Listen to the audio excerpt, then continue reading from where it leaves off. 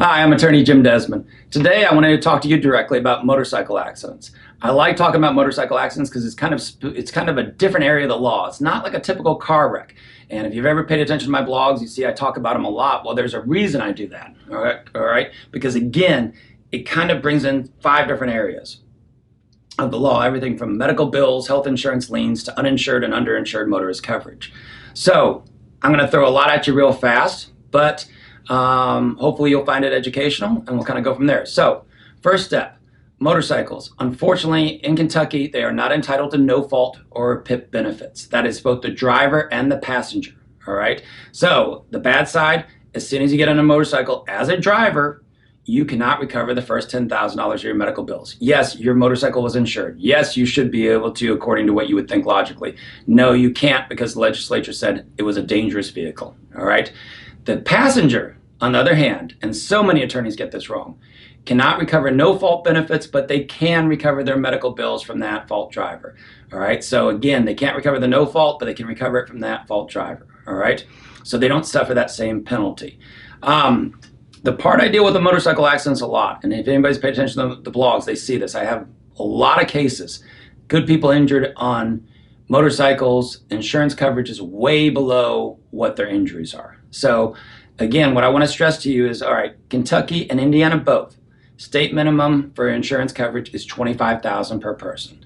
You're on a motorcycle, somebody sent you to U of L hospital, you got an $80,000 surgery bill on your leg, the other guy's insured for only $25,000. We're looking for what you call underinsured coverage, all right?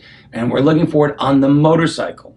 And the reason we're looking for that is we're saying, look, our client's recovery, or our current clients, more correctly, their damages, their out-of-pocket, their co-pays, their lost wages, all total more, okay, than the other guy had in insurance. So I've got to find another source to recover from. That's why I look to the client's motorcycle insurance and look for underinsured coverage. And I may go beyond that and look to the automobile policy as well for that underinsured coverage.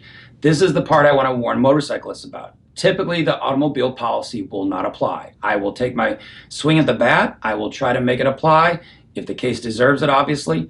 Okay, but what we're trying to do is make a policy apply when there's exclusions in that policy. And exclusions say, hey, we don't have to apply in this instance. In other words, the insurance company says, we don't have to apply our policy that you bought from us in this instance. And those exclusions are typically, 1, if you're on a motorcycle, or 2, if the vehicle is regularly owned and occupied by you, is the actual legal term. So if you think about it, if your car policy is with Geico and your motorcycle policy is with Progressive, Geico says we don't regularly insure that motorcycle. It's not regularly owned and operated and listed in our policy, so it won't apply. All right. So back to what I want you to do as a motorcyclist. Okay, $100,000 per person of uninsured and underinsured motorist coverage on your policy. All right. Uninsured does something very similar to underinsured. Uninsured is the guy has no insurance. Your insurance will act like they insure him.